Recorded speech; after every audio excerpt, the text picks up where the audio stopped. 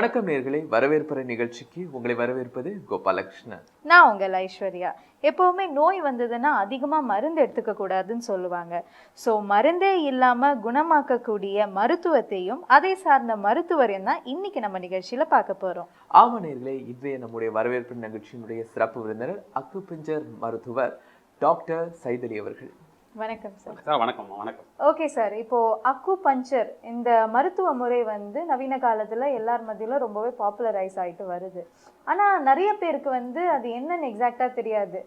ஏதோ பிடிச்சி டச் பண்றாங்கப்பா, ஏதோ ஒரு குச்சி வச்சு பியர்ஸ் பண்றாங்கப்பான்றது மட்டும்தான் தெரியும்.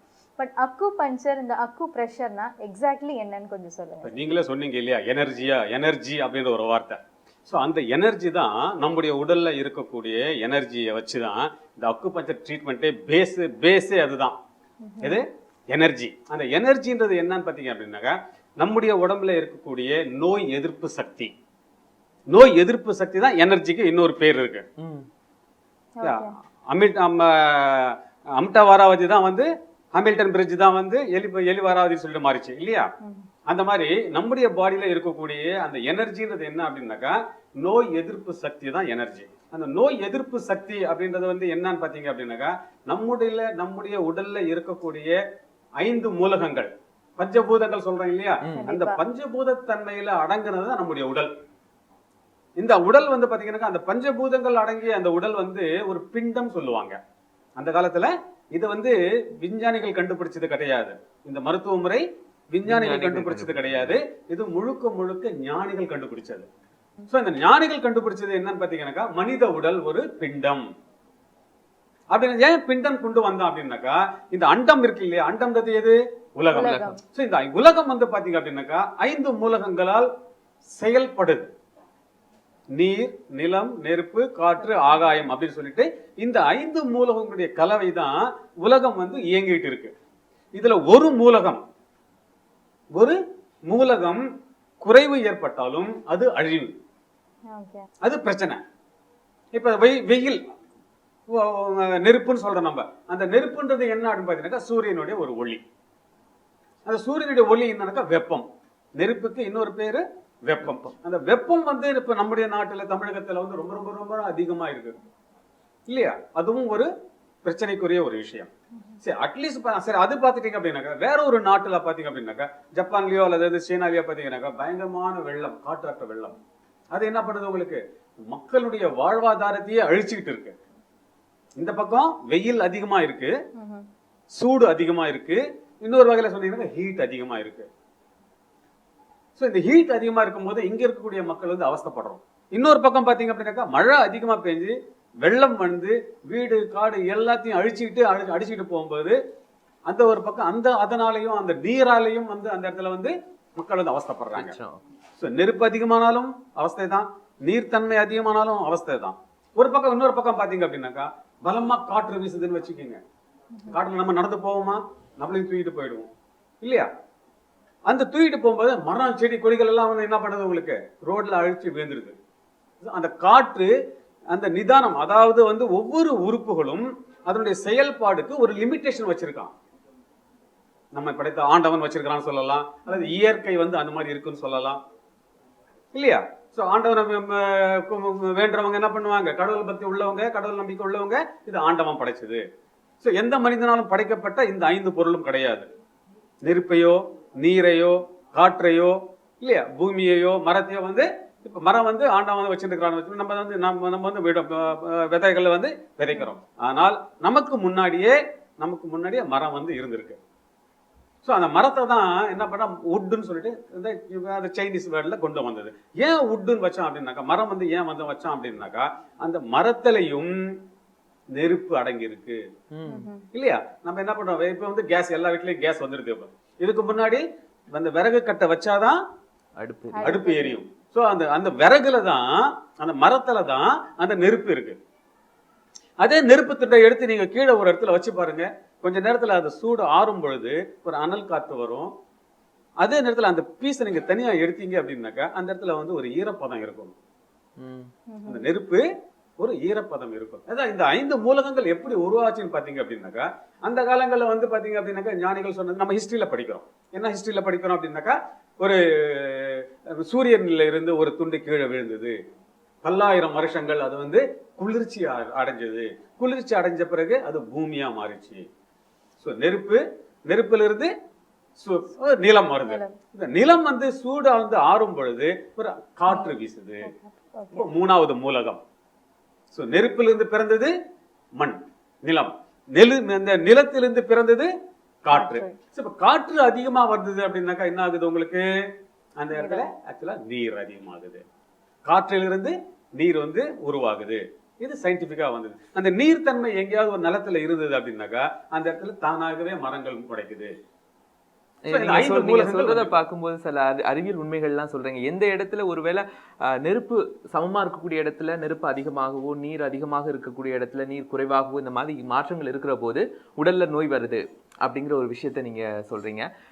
இது ஒரு இடங்கள்ல அதிகமாவதற்கான வாய்ப்புகள் எதனால அதிகமாகுது? இது இயற்கையினுடைய சூழ்நிலை, இயற்கையினுடைய தட்பவெப்பங்கள் சூழ்நிலை மாறும் பொழுது, அதுதான் சொன்னேன், நம்முடைய உடல் வந்து பிண்டம், இது வந்து அண்டம். இந்த அண்டத்தில் வந்து இந்த 5 மூலங்களுடைய கலவையில தான் இந்த அண்டம் வந்து நடந்துகிட்டு இருக்கு. இப்ப இன்னொரு எக்ஸாம்பிள் சொல்லணும் அப்படின்னு பாத்தீங்கன்னாக்கா, இப்போ கொஞ்ச நாளைக்கு முன்னாடி யாருமே மறக்க முடியாத ஒரு சம்பவம் என்ன, சுனாமி. அந்த சுனாமின்றது என்னன்னு பாத்தீங்க அப்படின்னாக்கா, சுனாமின்னு சொல்லிட்டு நம்ம பேரை சொல்லிடுறோம், அதனால பெரிய இழப்பு ஏற்பட்டது. ஆனா அது இயற்கையா நம்ம பார்க்கும்பொழுது பாத்தீங்க அப்படின்னாக்கா, கடலினுடைய ஒரு எல்லை, கடல் வந்து ஒரு நீர், அந்த நீருடைய ஒரு எல்லை இருக்கு, எல்லையை கடந்து வந்திருக்குது. நிலம் ஒரு எல்லையில இருக்கு. இந்த ரெண்டும் கோயின்சைட் ஆகக்கூடிய இடத்துல தான் ஒரு பிரச்சனை ஏற்பட்டு என்னாச்சு உங்களுக்கு, நீர் வந்து அதிகப்படியாக வெளியே வந்தது. அந்த வெளியே வரும்போது என்னாச்சுன்னா அந்த நிலத்தை வந்து ஆக்கிரமிச்சது. அது இயற்கையா நம்ம சொல்லணும் அப்படின்னாக்கா, அது அக்குபஞ்சர் மெத்தட்ல, அக்குபஞ்சர் சித்தாந்தம் என்னன்னு பாத்தீங்க அப்படின்னாக்கா, அந்த நிலத்தை நீர் வந்து அபகரிச்சது. இதுதான் நம்ம சொல்றது. இப்ப இதுக்கும் நம்ம உடலுக்கும் என்ன சம்பந்தம், இதுதான் நமக்கு வந்து முக்கியமான கேள்வி. சோ இந்த நம்முடைய உடல் பாத்தீங்க அப்படின்னாக்கா, அதே 5 மூலகங்களுடைய கலவையில் உருவாக்கப்பட்டதுதான் நம்முடைய உடல்.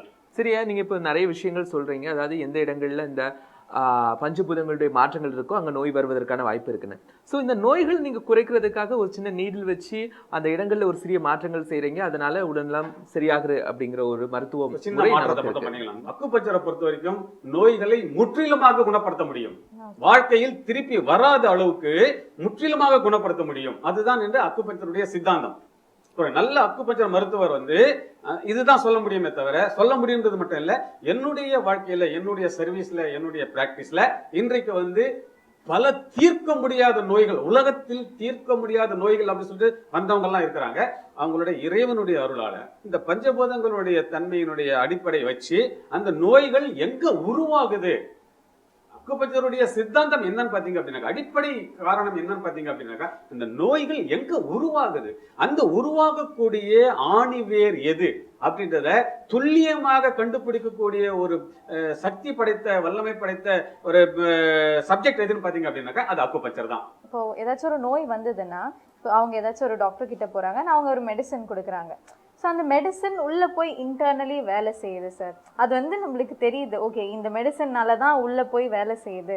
பட் அக்கு பஞ்சர் வழியா எப்படி உள்ள வேலை செய்யுதுன்றது வந்து ஒரு பெரிய நிறைய பேர் வந்து இன்னைக்கு அக்கு பஞ்சர், ஐயோ ஊசி குத்துவாங்க, அதனால வந்து வேற ஏதாவது நரம்பு வந்து ஏதாவது போயிடும், நரம்பு தளர்ச்சி வந்துடும் அப்படின்னு சொல்லிட்டு பயப்படக்கூடிய ஆளுங்களும் இருக்காங்க, சில பேர் இருக்காங்க.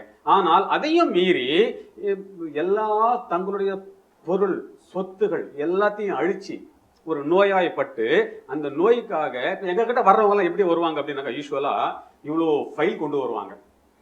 அந்த ஃபைல ஒரு பில்லோ மாதிரி வச்சு கூட தூங்கிட்டு இருக்கலாம், அந்த மாதிரி அந்த அளவுக்கு ஃபைல் தான் இன்னைக்கு கொண்டு வருவாங்க. அந்த நோய் என்னன்னு பாத்தீங்க அப்படின்னாக்கா, தீர்க்க எந்த நோயா இருந்தாலும் சரி, அது என்ன பண்ணாங்க, ஒரு டாக்டர்கிட்ட போவாங்க, அதுல அவங்க அங்க டெஸ்ட் எடுப்பாங்க, அது ஒரு மாசமா 2 மாசமா மருந்து சாப்பிடுவாங்க, அது குணமாகாது. இந்த மருந்து சாப்பிடும் போது நல்லா இருக்கு சார், ஒரு நாள் மருந்து விட்டுட்டு நரக வேதனை அனுபவிச்சேன் சார் அப்படின்னுவாங்க. அதுக்கு என்ன பண்ணாங்க, அந்த டாக்டர் சரியில்லை, ஏன்னா அவர் மருந்து கொடுத்தது சரியில்லை, இன்னொரு டாக்டர்கிட்ட போவாரு. அவர் என்ன பண்ண, இந்த ஃபைல் எல்லாம் பார்த்துட்டு அவரு வேற ஒரு டயக்னோசிஸ் சென்டருக்கு எல்லாத்தையும் எழுதி கொடுப்பாரு, எல்லாத்தையும் திருப்பி வந்து போய் டெஸ்ட் எடுக்கணும், அதை எடுத்துட்டு வந்து திருப்பி அது ஒரு ஃபைல் ஆயிடும்.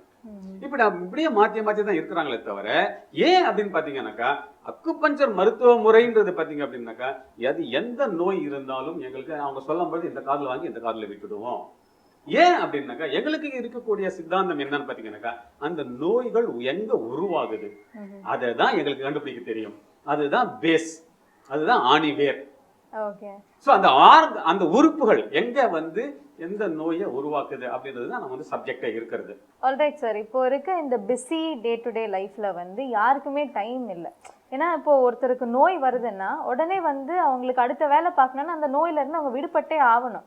ஸோ அதுக்காக என்ன பண்றாங்க, ஒரு மருத்துவர் அணுகுறாங்க, ஒரு மருந்து வாங்கி போடுறாங்க, அண்ட் அது உடனே நின்றுது. பட் இந்த அலோபதி மருத்துவத்தை தவிர மற்ற மருத்துவங்கள் எல்லாம் வந்து டைம் எடுக்கும், அந்த டியூரேஷன் கேப் வந்து ரொம்ப ஜாஸ்தியாக இருக்குன்னு மக்கள் ஃபீல் பண்ணுறாங்க. அண்ட் அதனாலேயே தான் வந்து அந்த மாதிரி மருத்துவத்துக்கு அணுகிறதுக்கு வந்து அவங்க தயங்குறாங்க. ஸோ இந்த ஒரு டியூரேஷன் எதனால, அண்ட் இதை பற்றி நீங்கள் என்ன நினைக்கிறீங்க? இது வந்து பார்த்தீங்க அப்படின்னாக்கா அக்குபஞ்சர் அப்படின்ற சப்ஜெக்ட் அந்த தியரின்னு பார்த்தீங்க அப்படின்னாக்கா இயற்கைக்கு எதிர்மாறாக போக முடியாது. இப்போ இயற்கையோட இயற்கையாக ஒரு நடக்கக்கூடிய விஷயத்தை தான் வந்து அக்குபஞ்சர்ல வந்து நம்ம செய்ய முடியும்.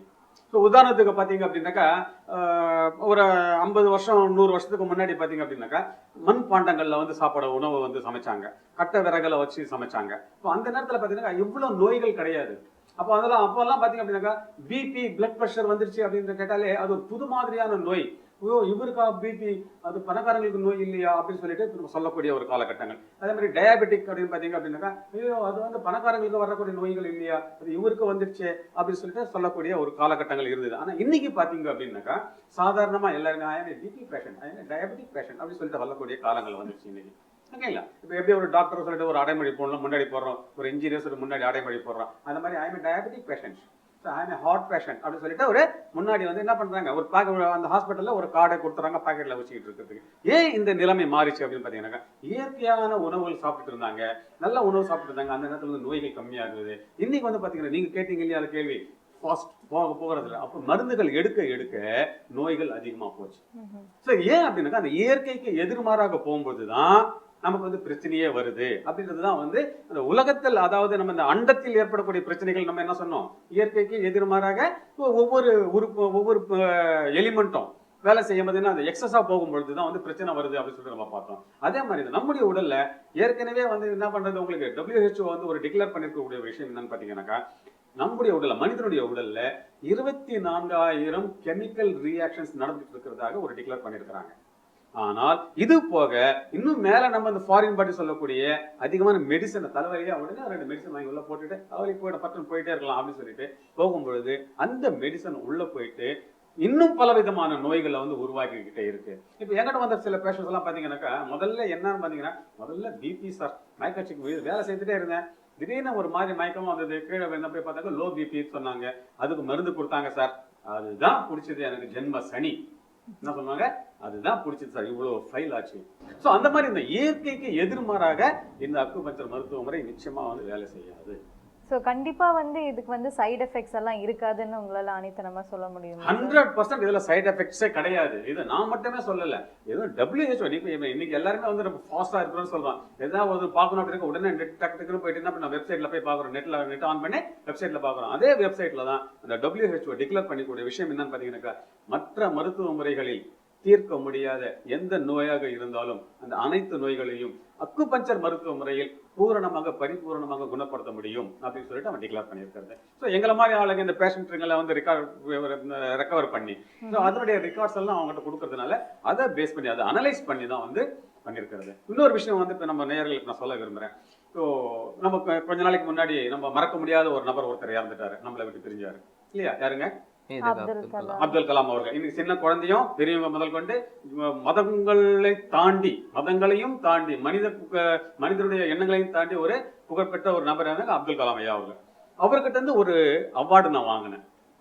என்ன அவார்டுனாக்கா இந்தியாலேயே பெஸ்ட் அக்குபஞ்சர் டாக்டர் அப்படின்னு சொல்லிட்டு முதலையும் கடைசியுமாக நான் ஒருத்தன் தான் வாங்கினது. நிச்சயமா சார், அதாவது ஒரு மருத்துவம் அப்படிங்கிறது எந்த அளவுக்கு முக்கியமான விஷயம் அப்படிங்கிறத இந்த காலை பொழுதுல நீங்கள் இந்த நிகழ்ச்சியில கலந்து கொண்டு பகிர்ந்து கொண்டீங்க. உங்களுடைய கருத்துக்களை நிறைய தெரிவிச்சீங்க. ரொம்ப மகிழ்ச்சி சார். தேங்க்யூ.